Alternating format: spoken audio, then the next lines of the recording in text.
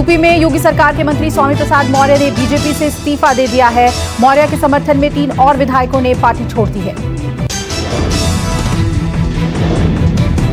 स्वामी प्रसाद के इस्तीफे के कुछ देर बाद अखिलेश के साथ एक तस्वीर वायरल हुई, जिसके बाद दावा किया जा रहा है कि मौर्य ने सपा ज्वाइन कर ली।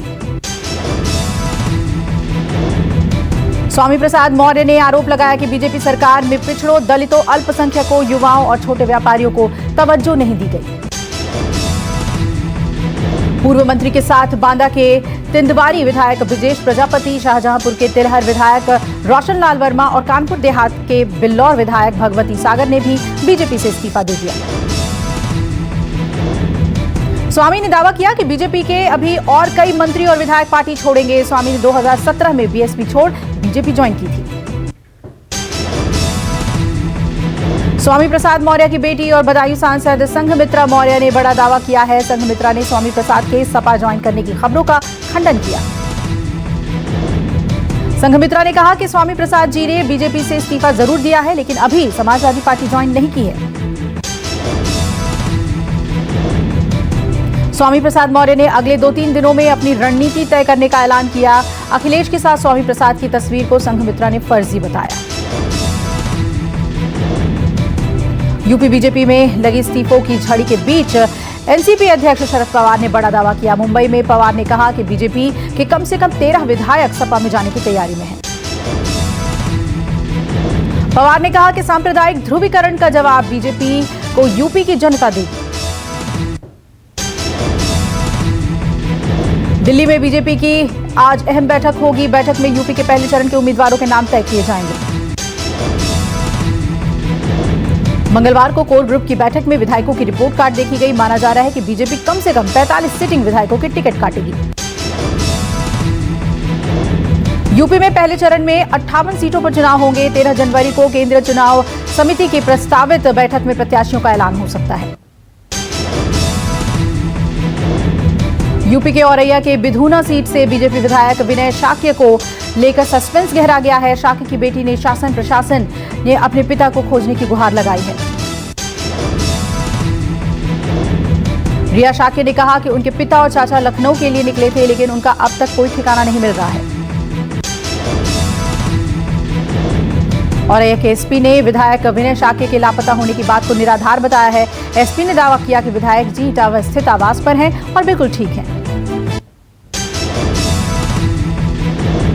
यूपी बीजेपी में इस्तीफे की झड़ी के बीच सहयोगी अपना दल ने भी टेंशन बढ़ा दी है। अपना दल के सोनेलाल ने कहा कि बीजेपी को सहयोगियों के सम्मान का ख्याल रखना चाहिए। अपना दल के कार्यकारी अध्यक्ष आशीष पटेल ने स्वामी प्रसाद मौर्य के पार्टी छोड़ने को दुखद बताया। पटेल ने गृह मंत्री शाह से सारे मामले को खुद सुलझाने की अपील की। एनडीए में शामिल दल के इस बयान से बीजेपी की टेंशन बढ़ गई है। राजभर ने दावा किया है कि केंद्रीय मंत्री अनुप्रिया पटेल सपा के संपर्क में हैं। यूपी में कांग्रेस ने टिकट बंटवारे के लिए एक मास्टर प्लान बनाया है। कांग्रेस उन महिलाओं पर दांव लगाएगी जो रेप, बदसलूकी और प्रताड़ना की शिकार हुई है। प्रियंका गांधी की लड़की हूं, लड़ सकती हूं अभियान के तहत ऐसी महिलाओं को टिकट देने पर विचार किया जा रहा है। कांग्रेस की इस योजना में हाथरस और उन्नाव रेप कांड पीड़ित परिवार और पुलिस प्रताड़ना की शिकार शाहजहांपुर की आशा वर्कर पूनम पांडे हैं।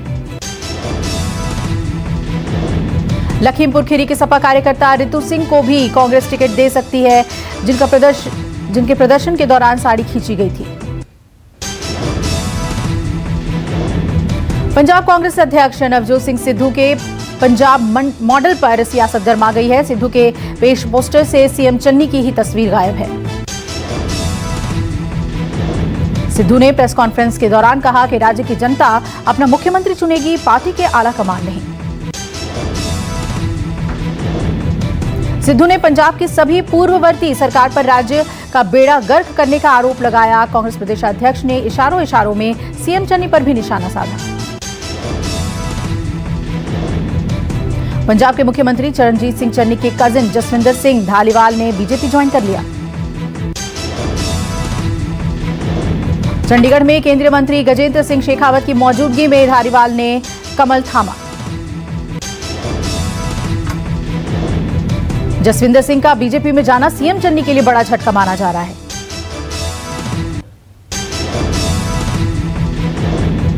दिल्ली के सीएम केजरीवाल आज से 2 दिन के पंजाब दौरे पर रहेंगे। चुनावी घोषणा पत्र ऐलान के बाद केजरीवाल का ये पहला पंजाब दौरा है। आज और कल आप संयोजक चंडीगढ़ में रहेंगे। केजरीवाल आज दोपहर 12 बजे एक प्रेस कॉन्फ्रेंस भी करने वाले हैं। पीएम मोदी आज 25वें राष्ट्रीय युवा महोत्सव का शुभारंभ करेंगे। पुडुचेरी में होने वाले कार्यक्रम का प्रधानमंत्री सुबह 11 बजे वर्चुअली उद्घाटन करेंगे।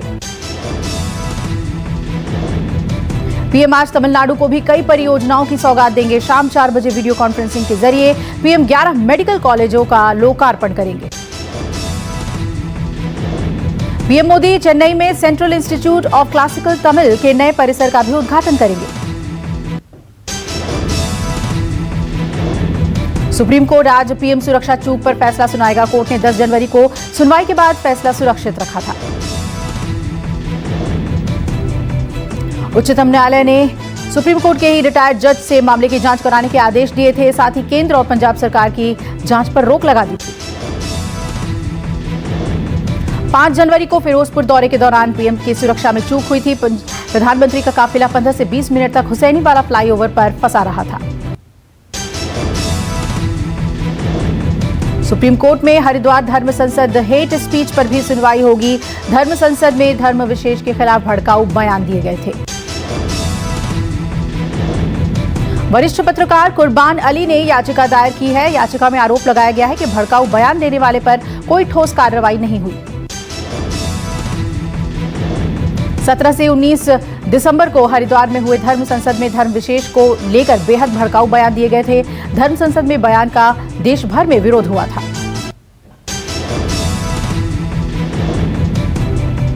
लद्दाख एलओसी तनाव पर भारत चीन के बीच आज 14वें दौर की बातचीत होगी। उच्च कमांडर स्तर की बैठक सुबह 9:30 बजे चुशूल मोल्डो मीटिंग पॉइंट पर होगी।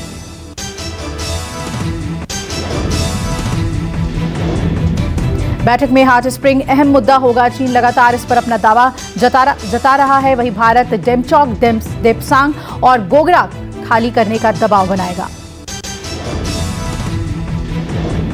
दोनों देशों के बीच 13 दौर की बातचीत हो चुकी है। गलवान झड़प के बाद दोनों देशों के बीच अब तक हालात सामान्य नहीं हुए हैं।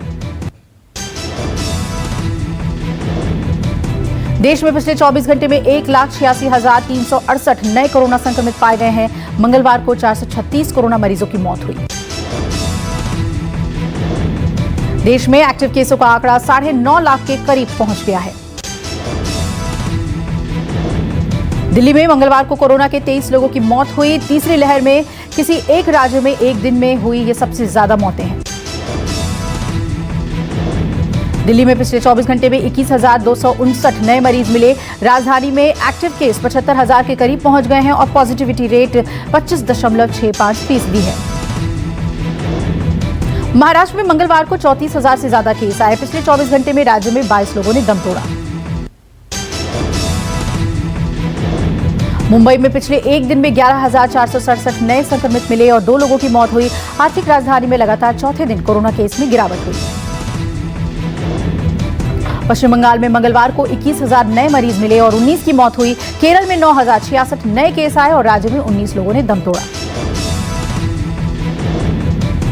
यूपी में मंगलवार को कोरोना के 11,000 नए केस सामने आए। राज्य में एक्टिव केस का आंकड़ा 45,000 के लगभग है और 24 घंटे में यहां 5 लोगों की हुई मौत। राजधानी दिल्ली में प्राइवेट ऑफिसेज और रेस्टोरेंट बार बंद करने के निर्देश दिए गए। मंगलवार को निकला ये ऑर्डर तत्काल प्रभाव से लागू हो गया है। दिल्ली में कोरोना की खतरनाक रफ्तार को देखते हुए डीडीएमए ने यह फैसला लिया। लोगों को अब वर्क फ्रॉम होम की इजाजत होगी। दिल्ली के सीएम अरविंद केजरीवाल ने साफ किया है कि लॉकडाउन नहीं लगेगा। मजदूरों के शुरू हुए पलायन के बीच केजरीवाल ने कहा कि हम जल्द ही प्रतिबंध हटाने की कोशिश करेंगे। केंद्रीय मंत्री और वरिष्ठ बीजेपी नेता नितिन गडकरी कोरोना पॉजिटिव हो गए हैं। गडकरी ने ट्वीट कर संक्रमित होने की जानकारी दी। गडकरी होम क्वारंटीन हो गए हैं। उन्होंने संपर्क में आए लोगों से अपनी जांच कराने की अपील की है। दिल्ली बीजेपी ऑफिस में भी कोरोना का विस्फोट हुआ है। पार्टी ऑफिस के 42 स्टाफ की रिपोर्ट पॉजिटिव आई है। बीजेपी ऑफिस में सुरक्षाकर्मी और ऑफिस बॉय सहित कई लोग कोरोना संक्रमित हुए हैं। नीट पीजी की आज से काउंसलिंग प्रक्रिया शुरू होगी। काउंसलिंग के लिए आवेदन प्रक्रिया 12 जनवरी से 17 जनवरी तक चलेगी। अभ्यर्थियों को रजिस्ट्रेशन के बाद 17 जनवरी तक कॉलेज का चयन करना होगा। 21 जनवरी से सीट आवंटन शुरू होगा। सीट आवंटन के परिणाम 22 जनवरी को आएंगे। 3 राउंड में सीट आवंटन के लिए रजिस्ट्रेशन होना है। दूसरे राउंड के लिए 3 से 7 फरवरी, जबकि तीसरे राउंड के लिए 24 से 28 फरवरी के बीच रजिस्ट्रेशन होगा। हिमाचल प्रदेश के कुल्लू और लाहौल स्पीति में भारी बर्फबारी के बाद जनजीवन को पटरी पर लाने की कवायद जारी। बर्फबारी से बिजली सेवा ठप है और 134 सड़कें बंद हैं। हालात सामान्य करने के लिए -15 डिग्री सेल्सियस के बीच भी अधिकारी काम कर रहे हैं।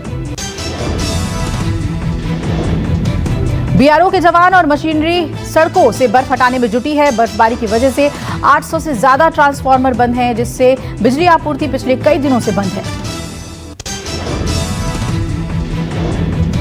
अटल टनल के पास फंसे पर्यटकों को भी सेना पुलिस के जवान रेस्क्यू करा रहे हैं।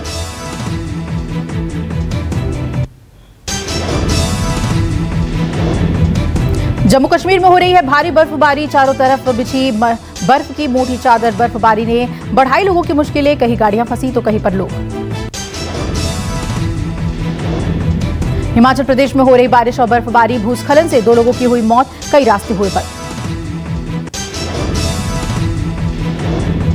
शिमला, किन्नौर, लाहौल स्पीति, चंबा, कुल्लू और मंडी में हो रही है भारी बर्फबारी। यातायात सेवाएं बाधित। बर्फबारी से पानी और बिजली का बढ़ा संकट।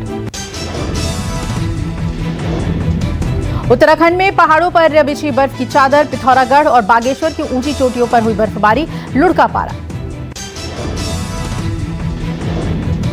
उत्तरकाशी के गंगोत्री धाम में हो रही है भारी बर्फबारी। 2 फीट बर्फ की चादर में ढकी देवभूमि पर्यटक उठा रहे हैं लुत्फ।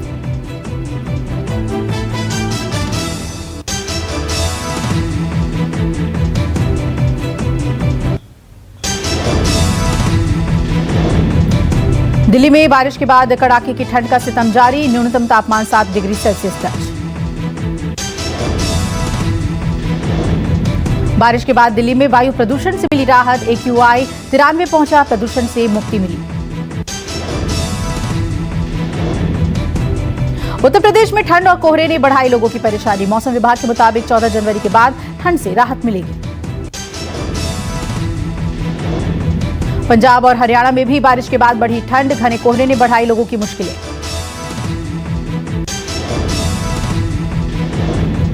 मध्य प्रदेश में तेज हवाओं ने बढ़ाई ठंड। न्यूनतम तापमान में गिरावट। मौसम विभाग के मुताबिक प्रदेश के कुछ हिस्सों में कोल्ड डे की स्थिति।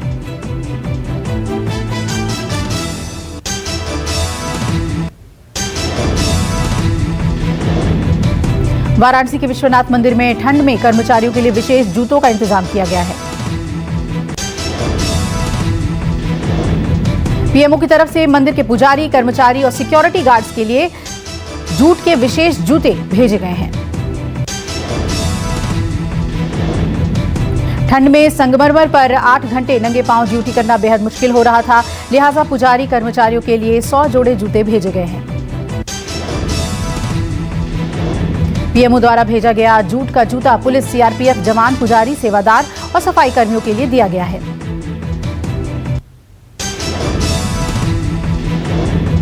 केपटाउन में खेले जा रहे तीसरे टेस्ट का पहला दिन साउथ अफ्रीका के नाम रहा। टीम इंडिया की पहली पारी मात्र 223 रनों पर सिमट गई।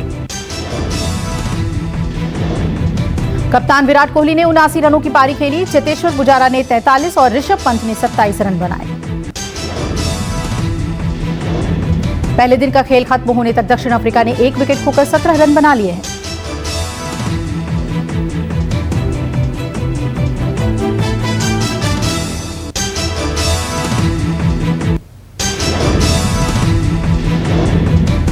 अमेरिका में एक दिन में कोरोना के 11 लाख नए मरीज आए। अस्पतालों में स्टाफ और बेड की कमी देखी जा रही है।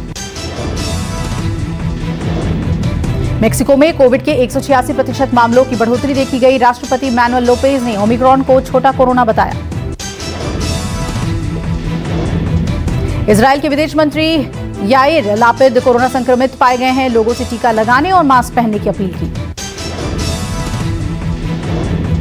ब्रिटेन में बेकाबू हुआ कोरोना। अब तक 1.5 लाख लोगों से ज्यादा की कोरोना से मौत हुई। सरकार कर रही है बूस्टर डोज लेने की अपील। बेल्जियम में हजारों लोगों ने लॉकडाउन के खिलाफ किया प्रदर्शन। पुलिस प्रदर्शन को काबू में करने के लिए आंसू गैस के गोले बरसाती दिखी। बांग्लादेश में रोहिंग्या रिफ्यूजी कैंप में लगी भीषण आग। हजारों की संख्या में लोग हुए बेघर। सूडान में सैन्य तख्तापलट से लोग हुए नाराज। सड़क पर उतरकर स्थानीय लोगों और सैनिकों के बीच हुई जमकर झड़प। ऑस्ट्रेलिया सरकार ने स्टार टेनिस प्लेयर नोवाक जोकोविच को टेनिस खेलने की इजाजत दी। बढ़ती कोरोना से जोकोविच ने ऑस्ट्रेलियाई अदालत में खेलने की लगाई थी गुहार। आत्मनिर्भर भारत रोजगार योजना की रजिस्ट्रेशन डेट आगे बढ़ी। अब 31 मार्च 2022 तक कर सकते हैं रजिस्ट्रेशन। इंडिगो ने लिया फैसला, 31 जनवरी तक बदलाव शुल्क नहीं लेगी एयरलाइन। यात्रा की तारीखों में भी हो सकता है बदलाव। टाटा, हुंडई, होंडा की गाड़ियों के दाम बढ़े। अब कार खरीदना महंगा हो जाएगा। सभी कारों पर 22,000 से ज्यादा दाम बढ़े।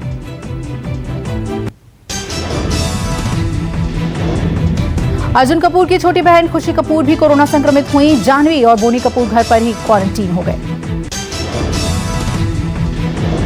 भारी बर्फबारी में खेलते नजर आए सनी देओल। एक्टर ने कहा, दिल को खुश करने के लिए बर्फ में खेलना पसंद है। अल्लू अर्जुन की फिल्म पुष्पा को लेकर मेकर्स का बड़ा ऐलान। 14 जनवरी को ओटीटी पर रिलीज होगी फिल्म। फैंस को है फिल्म का इंतजार।